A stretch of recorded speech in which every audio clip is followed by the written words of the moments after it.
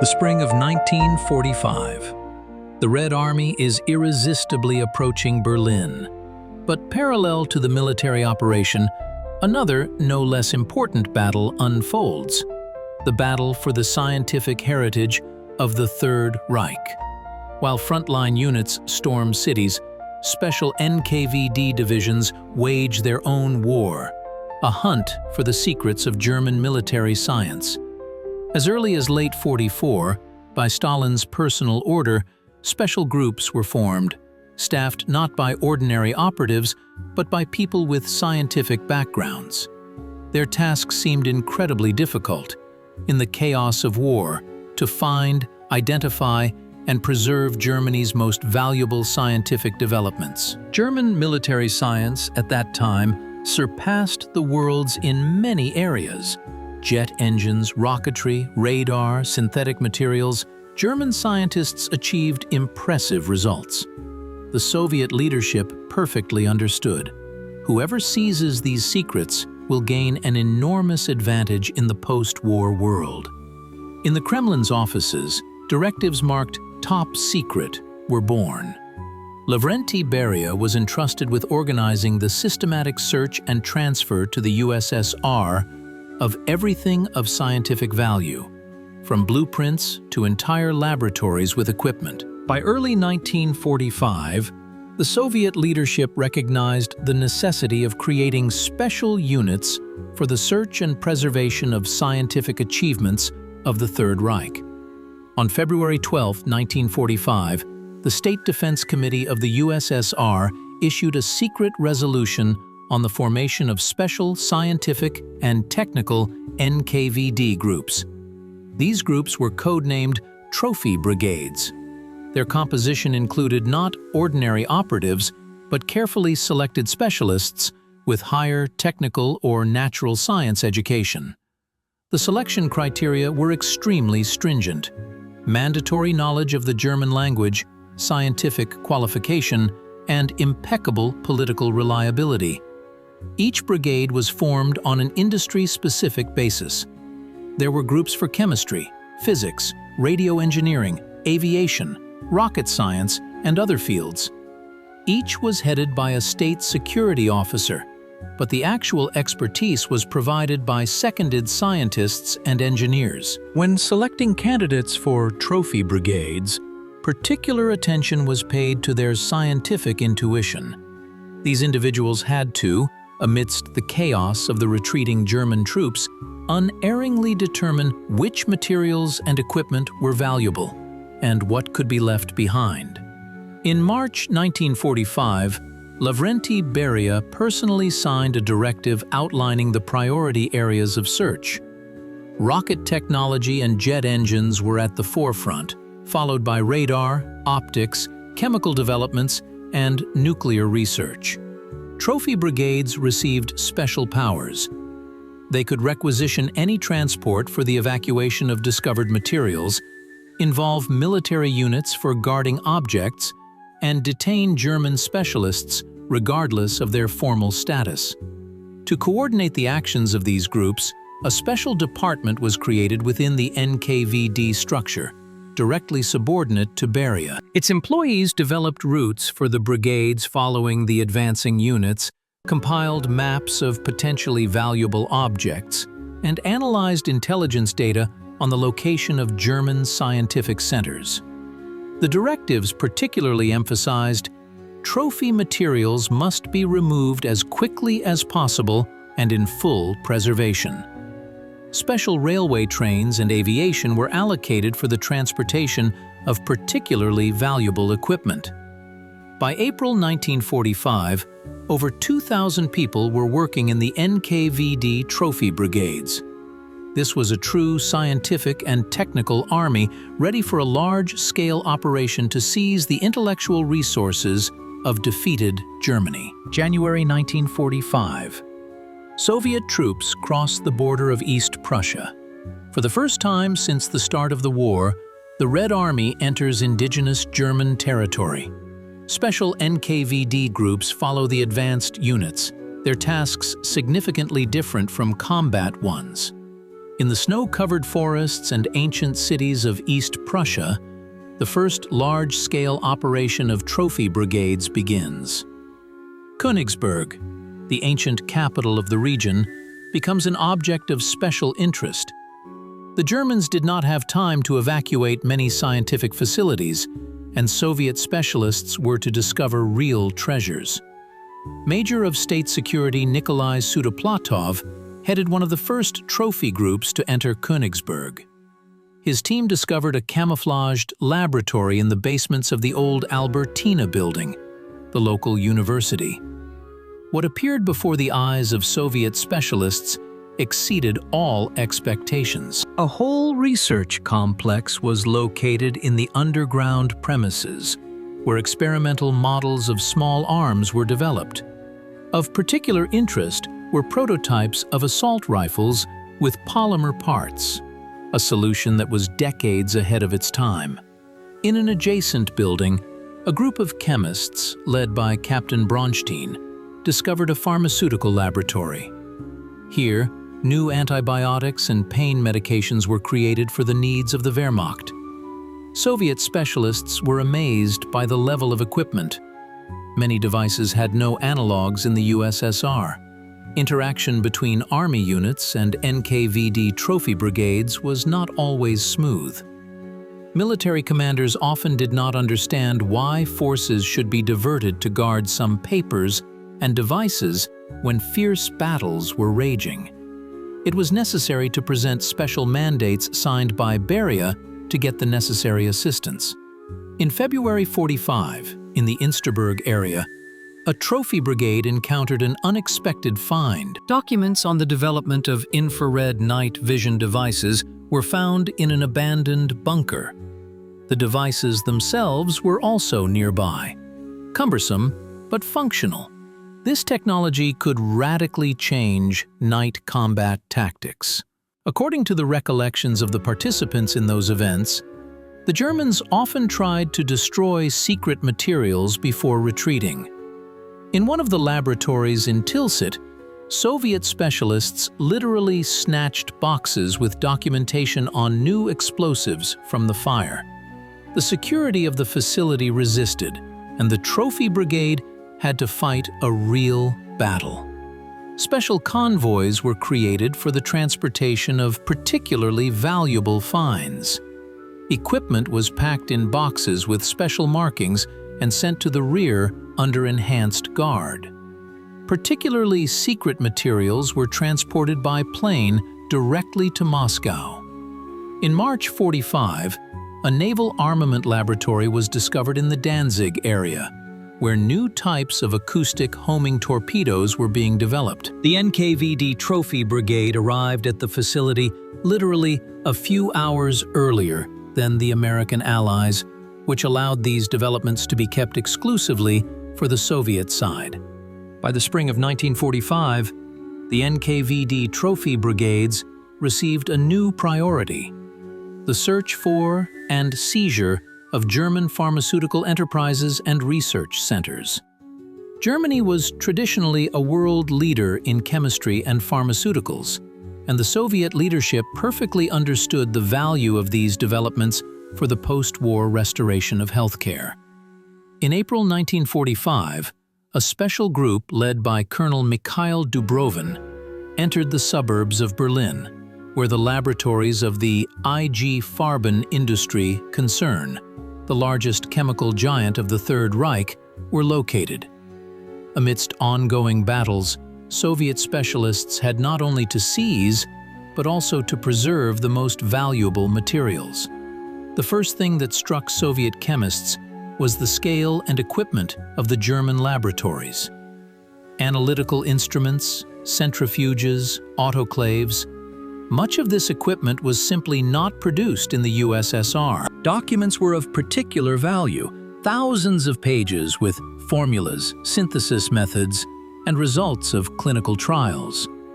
We found complete documentation for the production of sulfonamide drugs, recalled Professor Viktor Lebedev, a participant in the operation later. These antibacterial agents saved thousands of German soldiers from gangrene and sepsis.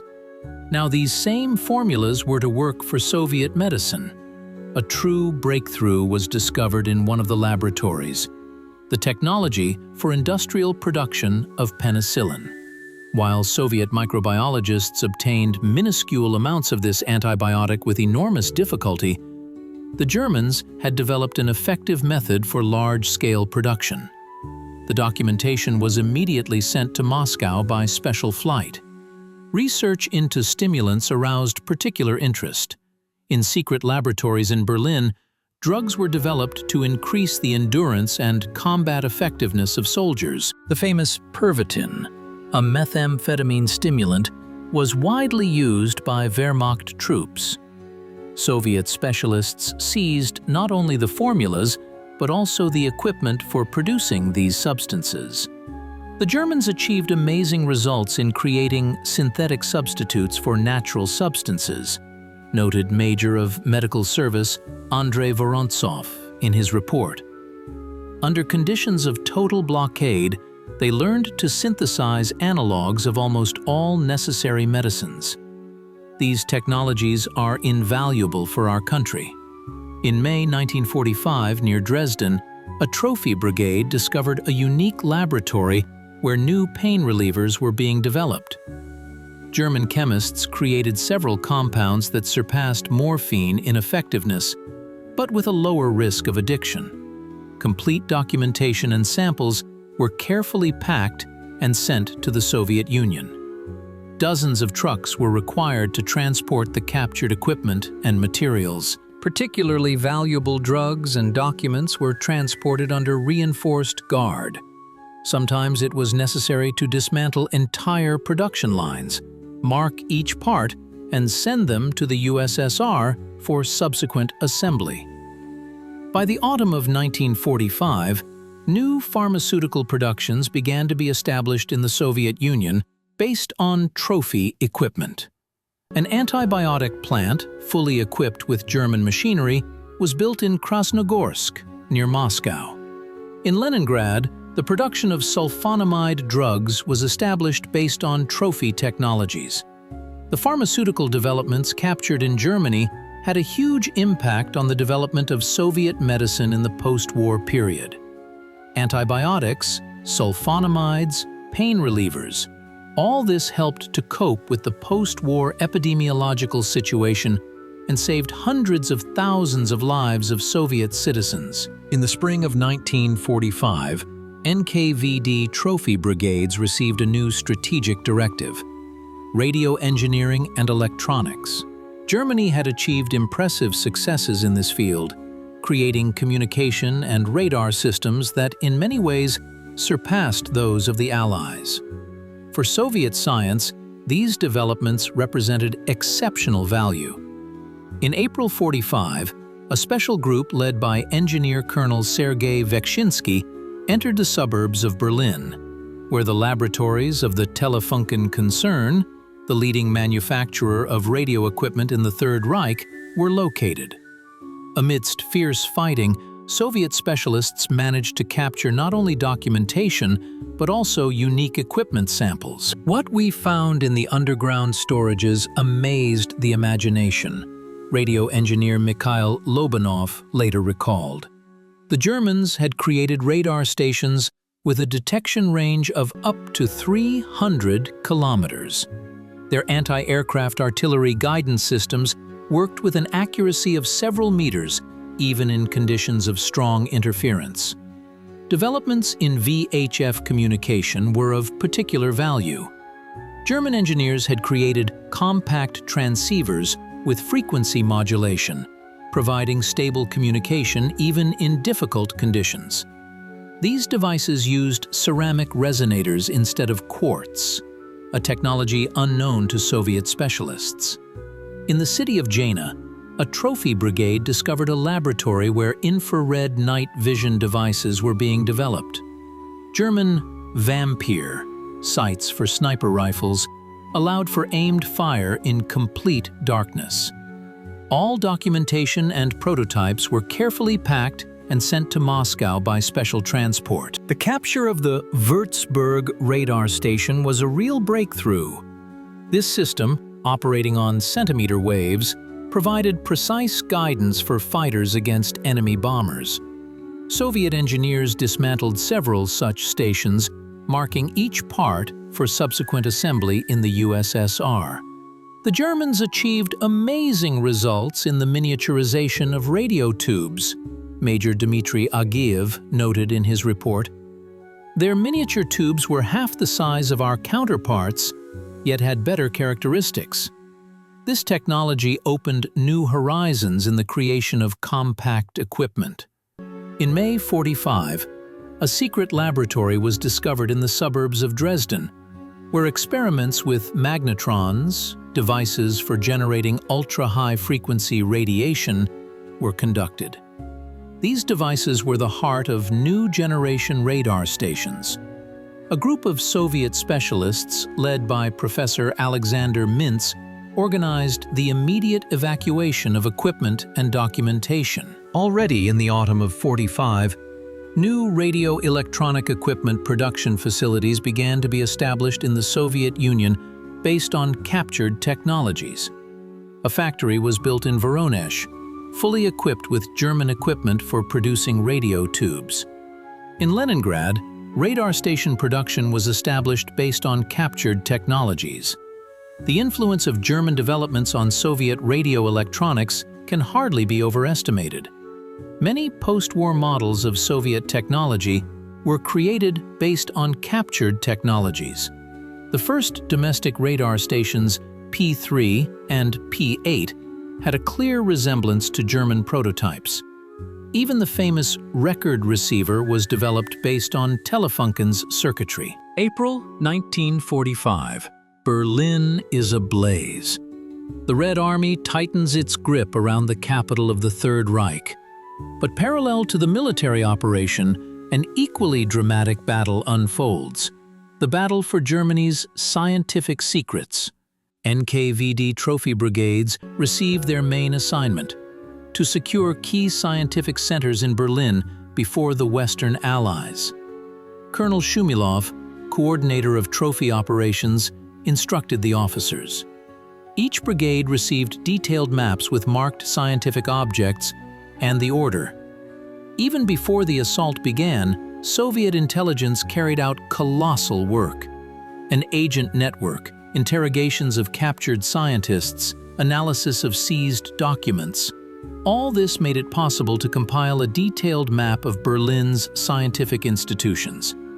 Particular attention was paid to the districts of Dahlem and Charlottenburg, where leading research centers were located. When Soviet tanks broke into the outskirts of Berlin, special groups moved with them, who had the right to give orders even to the commanders of assault units.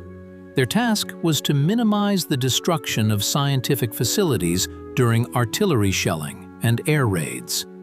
"We literally adjusted artillery fire," Major Alexei Vorontsov later recalled. "We had to convince battery commanders to change the direction of fire to save buildings where laboratories were supposedly located." In parallel, a real race with the Western Allies unfolded. Americans and British also formed special scientific teams hunting for German technologies. The Soviet command received regular reports on the progress of these groups and adjusted its actions. In the Spandau area, a trophy brigade led by engineer Colonel Kravtsov discovered a camouflaged radio electronics laboratory. The Germans tried to evacuate the equipment but failed. "We entered literally an hour before the arrival of the American scientific group," Kravtsov recounted. "We had to set up armed guards and simulate mining approaches to buy time to remove the documentation. Working in conditions of ongoing fighting presented particular difficulty. Trophy brigades often found themselves on the front lines. There is a known case when a group of physicists, led by Major Bruck, held the Institute building in the Pankow district for a day, repelling German counterattacks until reinforcements arrived. In the last days of April, a dramatic operation unfolded to rescue the archives of the Imperial Physical Technical Institute. According to intelligence, materials on Germany's uranium project were stored there. A special group broke through to the Institute building under heavy fire. "We carried out documents literally under fire," recalled a participant in the operation, Mikhail Leontiev. Several boxes of papers caught fire from tracer bullet hits, but most of them were saved. Entire army units were involved in protecting particularly valuable objects. For example, the Chemical Institute in the Lichtenberg area was guarded by a company of submachine gunners who received orders not to allow either the destruction of the building or the penetration of Allies into it. By early May, when Berlin fell, the NKVD trophy brigades achieved impressive results. Dozens of scientific institutions with unique equipment and documentation came under the control of the Soviet Union. These materials were immediately sent to the USSR by special transport under reinforced guard. In late April 1945, when the outcome of the war was already predetermined, NKVD trophy brigades received a particularly important task: to secure the seizure and evacuation of all materials related to the Third Reich's missile program. V-1 and V-2 rockets, which terrorized London, represented a technological breakthrough decades ahead of their time. The Soviet leadership understood whoever mastered these technologies would gain a decisive advantage in the post-war world. A special group led by Engineer Colonel Georgy Tokayev received the exact coordinates of the secret Peenemünde rocket test site on the Baltic Sea coast. The Germans had managed to evacuate most of the equipment, but Soviet specialists succeeded in discovering technical documentation and individual rocket components hidden in underground storage facilities. Tokayev later recalled, however, the main goal of the trophy brigades was not so much the rockets themselves, but the people who created them.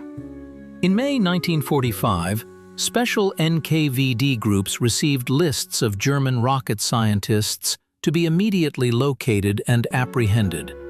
A real hunt for mines began.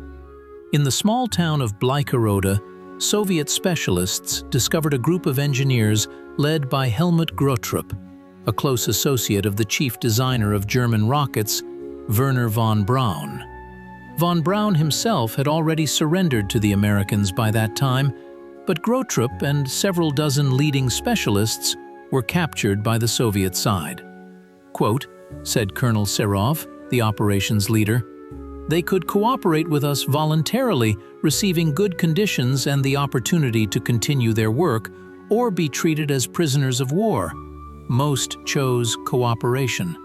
A special research institute, Nordhausen, was established for the German rocket scientists in Thuringia. Under strict secrecy, they restored technical documentation and helped Soviet specialists master the production technology of V-2 rockets.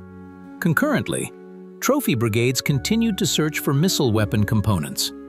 Dozens of unfinished rockets, thousands of parts and assemblies were discovered in the underground factories of Thuringia. All of this was carefully packed and sent to the Soviet Union. "We literally dismantled and numbered all found components screw by screw," recalled engineer Boris Chertok, who later became deputy to Sergei Korolev. "Every detail, every drawing had immense value for our future missile program."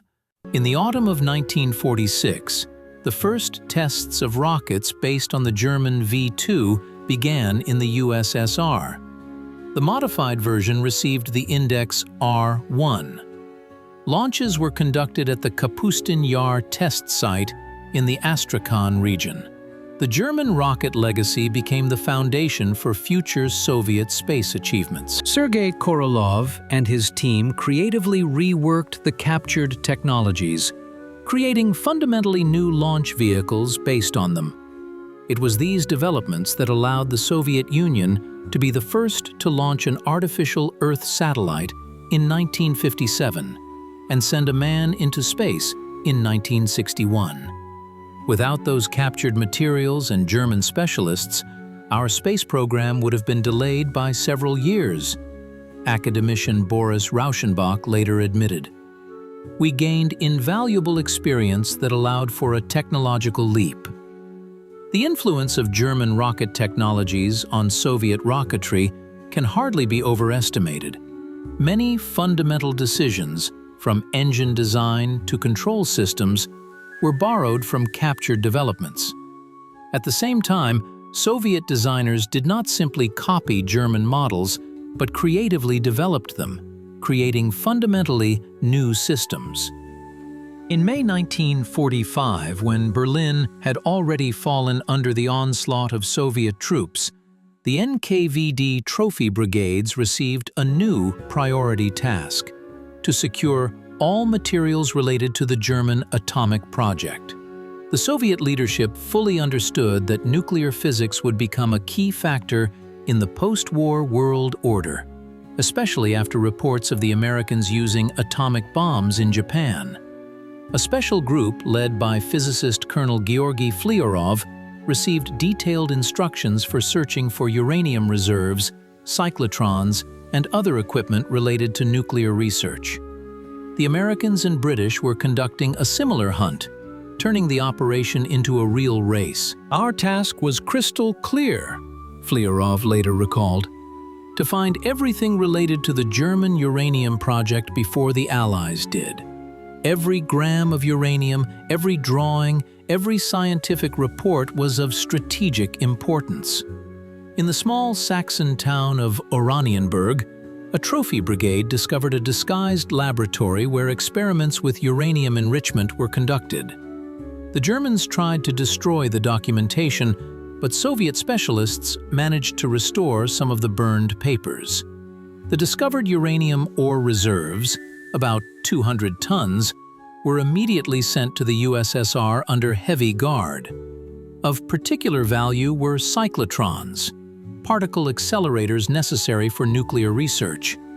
At the Berlin Physical Institute, Soviet specialists discovered a partially dismantled cyclotron. Engineer Major Alexander Kravtsov recalled, "We literally disassembled and packed this machine piece by piece. Each part was marked, photographed, and recorded in special inventories. Later, the cyclotron was fully reassembled in the Soviet Union." Parallel to the search for equipment, there was a hunt for German nuclear physicists. Many leading scientists, including Nobel laureate Werner Heisenberg, were already in American captivity. However, Soviet special services managed to locate and enlist the cooperation of several talented physicists, including Manfred von Ardenne, Gustav Hertz, and Nikolaus Riehl. A special scientific center, codenamed Laboratory A, was established for the German scientists in Obninsk, near Moscow. Under strict secrecy, they worked on problems of uranium enrichment and plutonium production, key components for creating nuclear weapons. German physicists made a significant contribution to solving individual technical problems. Academician Yuli Khariton, one of the leaders of the Soviet atomic project, later noted, "Their developments in the field of the gas diffusion method of uranium enrichment proved especially valuable." Nikolaus Riehl, an outstanding German radiochemist, led the work on the production of metallic uranium at a factory in the Ural city of Elektrostal. Under his leadership, an industrial technology for obtaining pure uranium, necessary for nuclear reactors, was developed. Manfred von Ardenne, who had established a private research laboratory in Berlin, helped Soviet scientists in developing the electromagnetic method of uranium isotope separation. His setup, brought from Germany, was restored in Sukhumi, where a special Institute A was created for German specialists. Trophy materials on the German atomic project played an important role in the establishment of the Soviet nuclear program, although their significance should not be overestimated. German physicists never managed to create a working nuclear reactor, let alone a bomb. However, their theoretical developments, technical solutions, and experimental equipment accelerated the Soviet atomic project. Already in December 1946, under the leadership of Igor Kurchatov, the first Soviet nuclear reactor F-1 was launched, and in August 1949, the first Soviet atomic bomb RDS-1 was successfully tested at the Semipalatinsk test site. The contribution of captured German materials and captive specialists to the Soviet atomic project remains a subject of discussion among historians. Some consider their role decisive, others auxiliary. The truth probably lies somewhere in the middle. Soviet physicists independently solved the fundamental problems of creating nuclear weapons. But German technologies helped accelerate this process by several years. Spring of 1945. Soviet troops enter Berlin. But while army units are engaged in fierce street battles, special NKVD trophy brigades rush to other targets. German aircraft factories and design bureaus. Here, in ruined workshops and half-burned archives, unique technologies capable of revolutionizing the concept of aerial combat are hidden. Colonel Vasily Abramov headed a special group for aviation trophies. His team received the exact coordinates of a secret Luftwaffe testing center on the outskirts of Berlin. When Soviet specialists penetrated the half-destroyed hangars, they couldn't conceal their astonishment. Abramov later recalled, "The trophy brigade immediately organized security for the facility and began systematic work. Every part of the aircraft was photographed, every drawing meticulously packed. Of particular interest were the Junkers UMO-4 jet engines, capable of developing thrust up to 900 kilograms each. In the neighboring hangar, samples of even more astonishing technology were found. The Messerschmitt 163 rocket fighter, capable of reaching speeds of up to 900 kilometers per hour. This machine used a liquid propellant rocket engine operating on hydrogen peroxide, a technology that seemed fantastic to Soviet engineers," said Engineer Major Nikolai Stroev. Parallel to the seizure of equipment samples, there was a hunt for German aircraft designers and engineers. In the suburb of Dessau, a group of specialists working on jet engines under the leadership of Dr. Hans von Ohain, one of the pioneers of jet aviation, was discovered. Soviet representatives offered them to continue their work under Soviet leadership. Quote recalled Colonel Serov, the operations curator. They were provided with laboratories, housing, food rations. In return, they shared their knowledge and experience with us. Technical documentation was of particular value. In the underground vault of the Heinkel factory, thousands of drawings of promising aviation developments were found, from swept wings to ejection systems. All this wealth was packed into special containers and sent to Moscow under heavy guard. In July of 1945, a special institute for the study of captured aviation technology was established in Podlipki, near Moscow. Captured samples of aircraft, engines, and instruments were brought here. Soviet designers Mikoyan, Yakovlev, Levochkin personally studied German technologies, determining what could be applied in domestic aircraft construction. The first result of this work was the MiG-9 fighter, an experimental aircraft with 2 captured Junkers UMO engines. It made its first flight as early as April 1946, reaching a speed of over 900 kilometers per hour. This was followed by more advanced machines, the MiG-15 and the famous MiG-17, which became the basis of Soviet jet aviation. The influence of German technologies was evident not only in aircraft design, but also in production processes. Captured equipment for precision metal processing, machine tools for manufacturing turbine blades, and engine testing instruments, all of this was integrated into the Soviet aviation industry. May 1945. Berlin has fallen, but the battle for the technological legacy of the Third Reich is just gaining momentum. One of the most important tasks for the NKVD trophy brigades becomes the search and capture of German optical enterprises and precision engineering laboratories. Germany had held world leadership in this field for decades, and the Soviet leadership perfectly understood the value of these technologies. Colonel Sergei Vavilov, brother of the famous physicist and president of the USSR Academy of Sciences, personally led a special group dispatched to the Saxon city of Jena, the center of the German optical industry. This was the location of the famous Carl Zeiss factories, a recognized world leader in the production of optical instruments. When we entered the main factory building, we were struck by the contrast.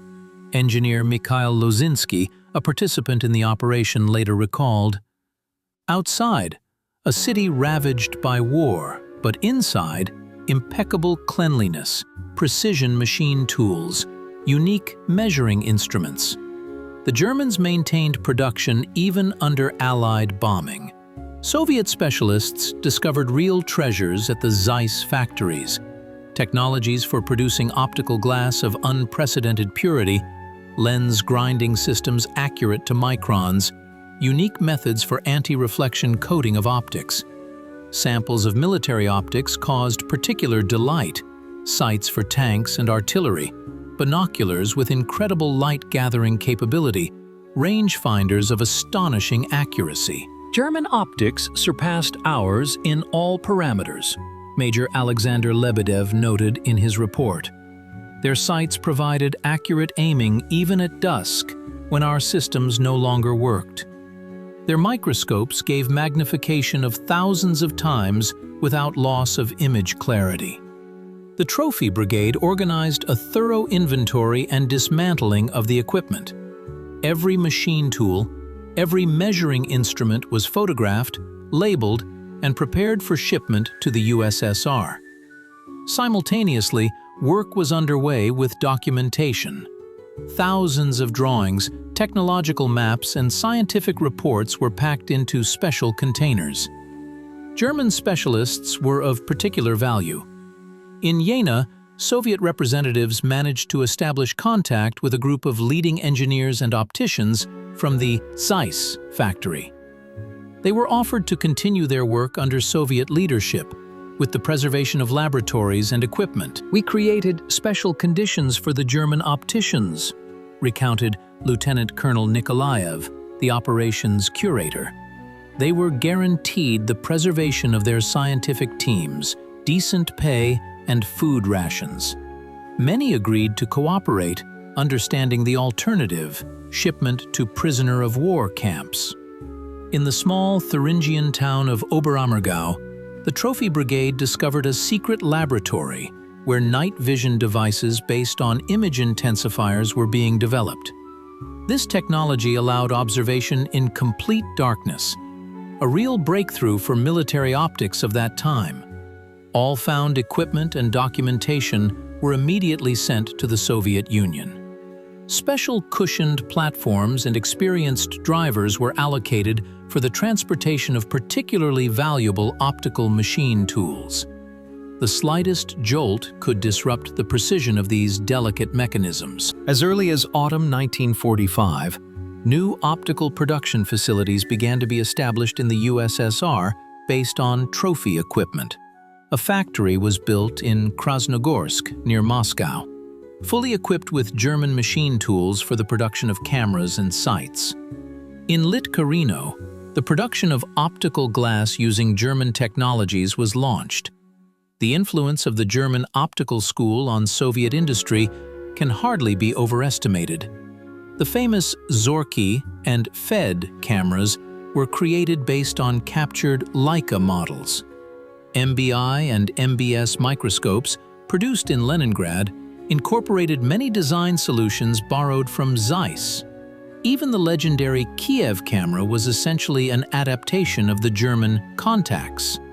German standards of precision and production culture gradually integrated into Soviet industry. Engineers who worked with trophy equipment noted the incredible thoroughness of German technical documentation, where every operation was described in extreme detail. The victorious May of 1945 brought not only military triumph, but also posed a new challenge for the USSR leadership: what to do with the thousands of German scientists and engineers found in the Soviet occupation zone. Many of them possessed unique knowledge and experience, invaluable for the restoration and development of Soviet science and industry. The NKVD developed a multi-level system for interacting with German specialists. Some were forcibly taken to the USSR as prisoners of war, while others received privileged working conditions and agreed to cooperate voluntarily. This approach reflected the pragmatism of the Soviet leadership. Ideological considerations receded before state interests. "We faced a dilemma," recalled Colonel Grigory Tokayev, who oversaw work with German rocket scientists. "On the one hand, these people worked for Hitler's regime. On the other hand, they possessed knowledge vital for our country." Beria gave clear instructions: ensure the most comfortable conditions possible for those willing to work. In October 1946, a large-scale operation, Osavakim, began. In one night, over 2,000 German specialists, along with their families, were removed from the Soviet occupation zone of Germany to the USSR. The operation was carried out with the strictest secrecy. Germans were given only a few hours to pack without being told their final destination. Special scientific centers were established in various regions of the Soviet Union to accommodate German scientists. Rocket scientists were placed in Korolev, then Kaliningrad, near Moscow, nuclear physicists in Sukhumi, and reactor specialists in Obninsk. The living conditions were strikingly different from ordinary prisoner-of-war camps. We were provided with separate houses with gardens, regular food supplies, the opportunity to work in well-equipped laboratories, recalled German engineer Werner Albring, who worked on the Soviet rocket program. "We lived in peculiar golden cages, materially well off, but under constant surveillance." In some cases, cooperation proved to be very productive.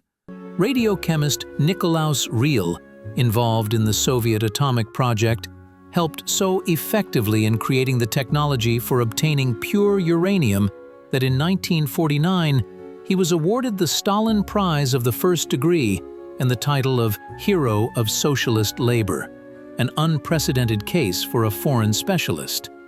Among aviation designers, jet engine specialists were of particular value.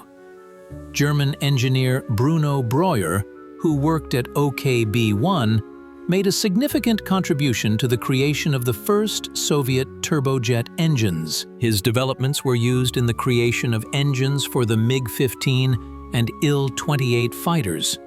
However, not all cooperation stories were successful. Some German specialists sabotaged work, deliberately understated their qualifications, or concealed important technical details. The NKVD carefully monitored such cases, and those found guilty were transferred from privileged conditions to ordinary prisoner-of-war camps. By the early 50s, the value of German specialists for Soviet science began to decline. Soviet scientists had mastered the basic technologies and created their own scientific schools. In 1953, most Germans were allowed to return home, mainly to East Germany, although some preferred to stay in the USSR. The history of cooperation with German scientists remains a controversial page in Soviet history. On the one hand, it was a pragmatic step that allowed for accelerated scientific and technological progress in key areas. On the other hand, many German specialists essentially worked under duress, separated from their homeland and families. Despite these contradictions, the contribution of German scientists to the development of Soviet science and technology is undeniable.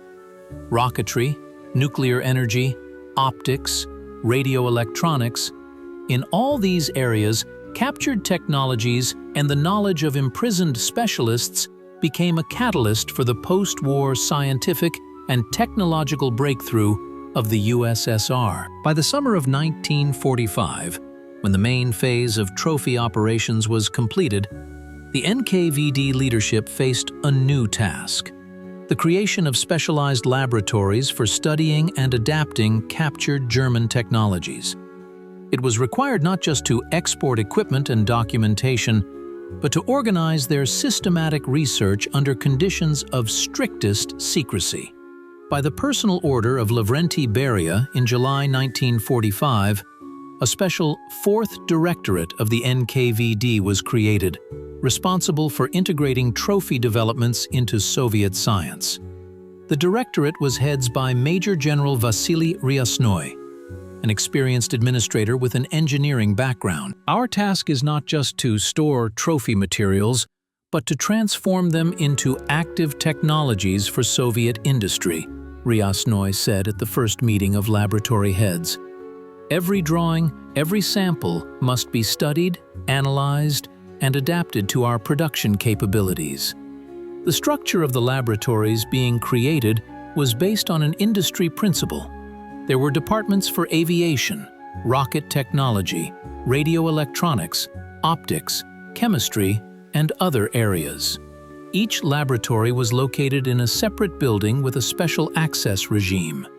Even employees of neighboring departments were not allowed to know what their colleagues were working on. The staff of these secret institutions was formed in a special way. The Corps consisted of participants in trophy brigades, people directly involved in the search and seizure of German technologies. To them were added scientists and engineers selected from leading Soviet research institutes and design bureaus. An obligatory condition was political reliability and the absence of relatives abroad. A special category of employees consisted of captured German specialists. They were housed in special settlements under constant surveillance, but were provided with relatively comfortable working conditions. The Germans shared their knowledge with Soviet colleagues, deciphered complex documentation, and helped restore and launch equipment. The secrecy regime in the NKVD laboratories was unprecedented. The territories were enclosed by several rows of barbed wire, guarded by armed sentries. Employees signed a non-disclosure agreement for 25 years. Any mention of the nature of the work, even in conversations with family, was strictly forbidden. Document management was organized according to a special system. All technical documentation was stored in special safes. Only necessary materials were issued for work against a receipt. At the end of the day, all documents were returned to storage and the premises were sealed. Regular checks for information leaks were conducted. Methods for integrating German technologies into Soviet science varied. In some cases, exact copies of German samples were created. This is how the first Soviet jet engines appeared, copied from Junkers Umo and BMW. In other cases, trophy technologies were creatively reprocessed and supplemented with their own solutions. This path was chosen by the creators of Soviet rocket weapons. A particular difficulty was adapting German developments to Soviet production capabilities. German technologies often required materials and components that were not produced in the USSR. It was necessary to find substitutes, modify the design, and develop new technological processes. In the Moscow region village of Podlipki, now the city of Korolyov, the largest laboratory for the study of rocket technology was established. Here, under the leadership of Sergei Korolyov, both Soviet engineers and a group of German specialists led by Helmut Grottrup worked. They restored documentation for the V-2 rocket, designed its Soviet analogs, and developed new control systems. In Leningrad, a radar laboratory emerged based on trophy equipment. Soviet engineers studied captured German Würzburg and Freya radars, adapting their circuitry to the domestic component base. By the end of 1946, the first Soviet radar stations, created based on German prototypes, had already appeared. At the Moscow Aviation Institute, a secret laboratory was organized to study captured jet aircraft. Leading Soviet aerodynamicists worked here, studying the design features of Messerschmitts and Heinkels. The results of this work formed the basis for the creation of the first generation of Soviet jet fighters. By the early 1950s, most of the NKVD trophy laboratories had fulfilled their task and were transformed into ordinary research institutes of various ministries. Most German specialists returned to their homeland, but the scientific and technical groundwork created determined the development of many branches of Soviet industry and the defense complex for many years to come. Among the multitude of trophy-gathering directions developed by special NKVD brigades, there existed a particular, even within the organization itself, secret area of research. In the final months of the war, the Soviet leadership received intelligence about German developments in the field of biological and chemical weapons, a direction prohibited by international conventions, yet secretly developed in the Third Reich. In March 1945, a special group was formed under the leadership of Colonel of Medical Service Grigory Myronovsky, a specialist in toxicology, who had previously headed a secret NKVD laboratory. The group was tasked with finding and seizing all materials related to German developments of toxic substances and biological agents. We were looking not just for weapons, but for knowledge that could not be left uncontrolled, Myronovsky wrote in his secret report. His group operated in the deepest secrecy without contact with other trophy brigades. In the small Silesian town of Dehernfurth, Soviet specialists discovered a secret chemical plant where the newest nerve agents, sarin and soman, were produced. These substances, unknown to the Allies, were hundreds of times more toxic than the classic poisonous substances of the First World War. All documentation and samples were immediately seized and sent to Moscow. However, the most shocking discoveries awaited Soviet specialists in SS research centers. In the underground laboratories of the Sachsenhausen concentration camp, materials on the testing of chemical warfare agents on humans were found. Experiment protocols, photographs, medical reports, all testified to monstrous crimes committed under the guise of scientific research. Soviet scientists faced a complex ethical dilemma. Could the results of these inhumane experiments be used? On the one hand, this data was obtained at the cost of suffering and death of thousands of innocent people. On the other hand, it could help in the development of means of protection against chemical weapons. We decided to study these materials exclusively for defensive purposes, noted Professor Nikolai Antonov, a member of Myronovsky's group, in his memoirs. Knowing the potential enemy weapon is the only way to create effective defense. In May 1945, a laboratory was discovered in a suburb of Berlin where research on combat strains of anthrax and plague was conducted.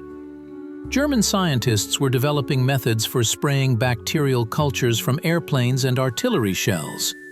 All materials were carefully packed in special containers and under enhanced guard sent to the USSR.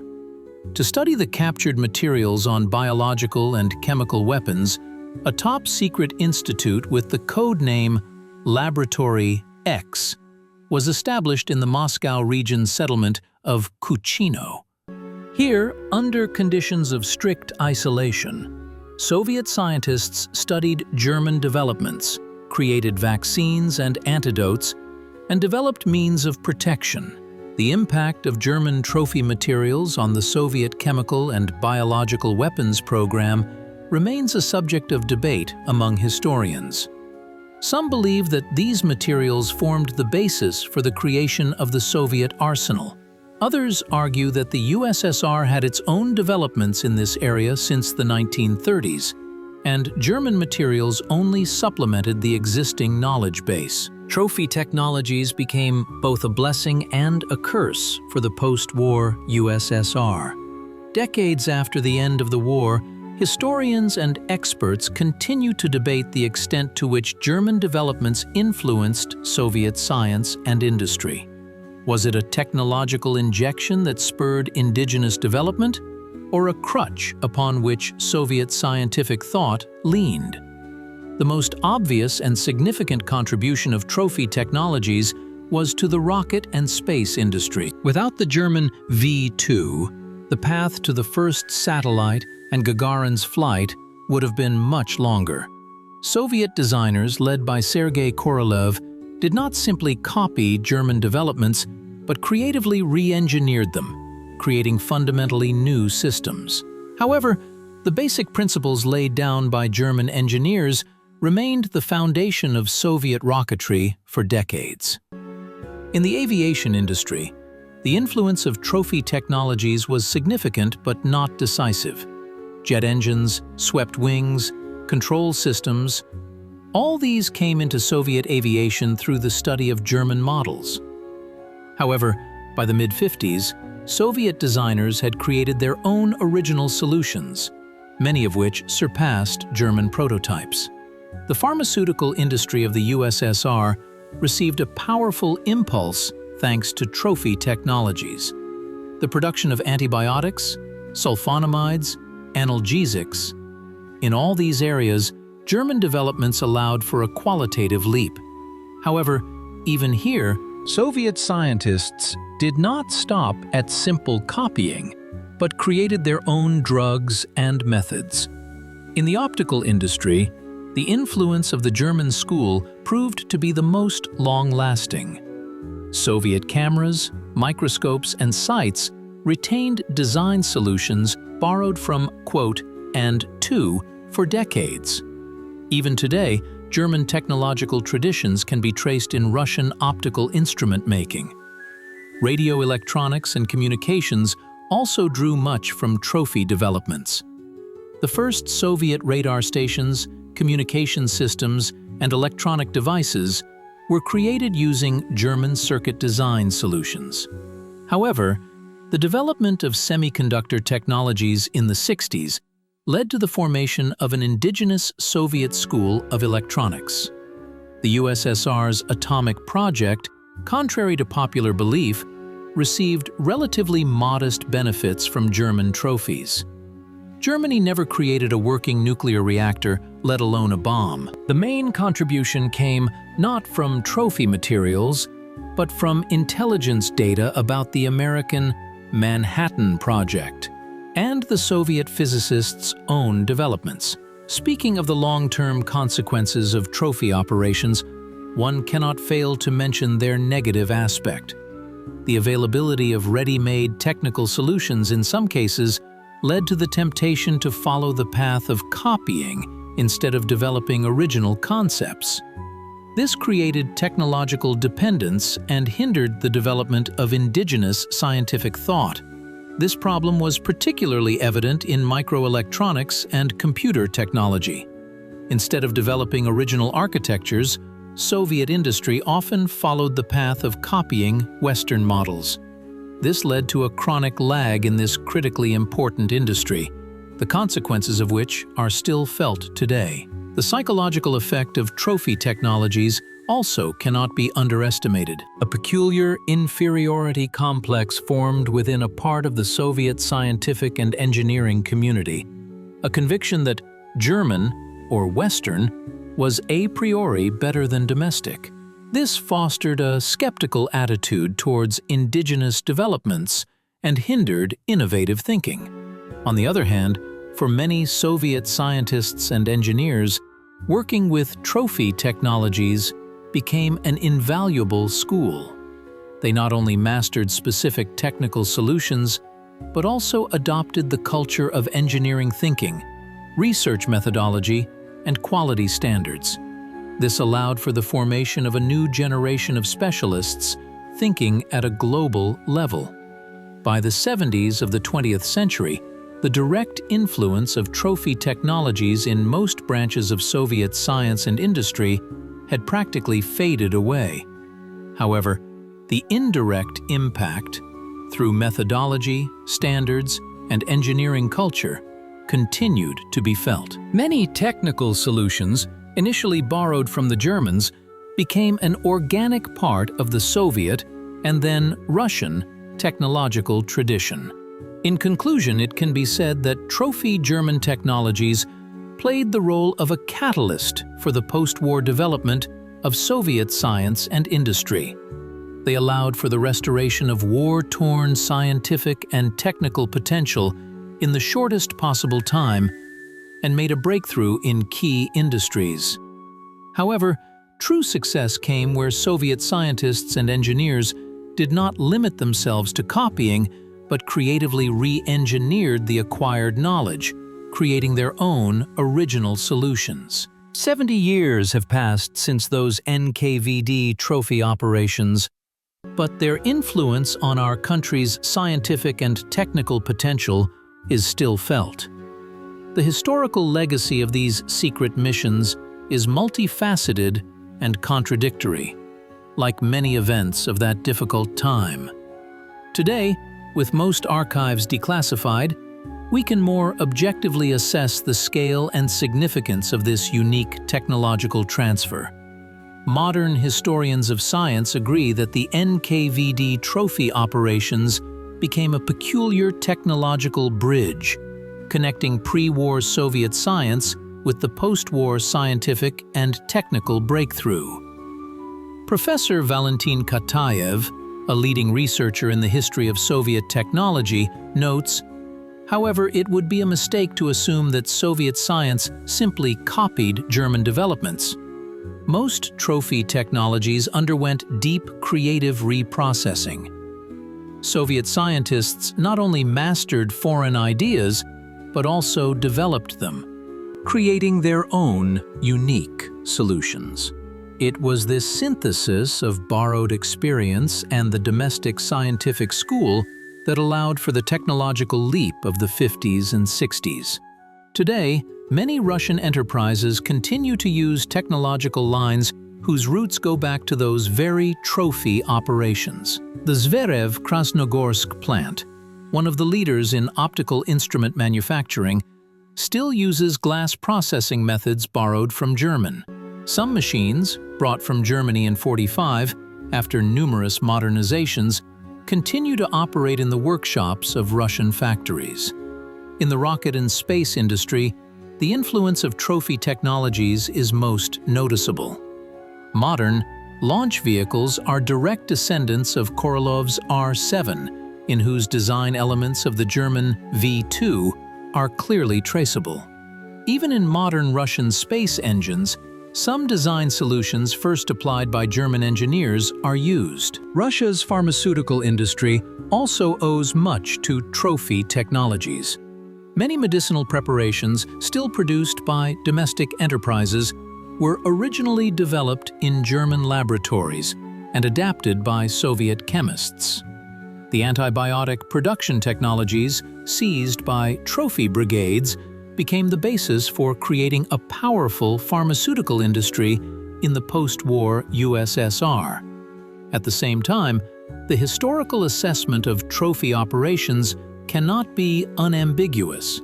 Some modern researchers point to the ethical problems associated with the forced use of German scientists' and engineers' labor. Others note that dependence on borrowed technologies, in some cases, hindered the development of their own original designs. Particular discussion is caused by materials related to German research in the field of biological and chemical weapons. The use of the results of experiments conducted by the Nazis, in violation of all ethical norms, still causes sharp disputes among historians of science and bioethics specialists. Despite these contradictions, most experts acknowledge the NKVD trophy operations became the most important factor in the post-war scientific and technical development of the USSR. They allowed for the rapid restoration of the scientific potential destroyed by the war and the creation of a technological base for transforming the country into one of the world's leading scientific powers.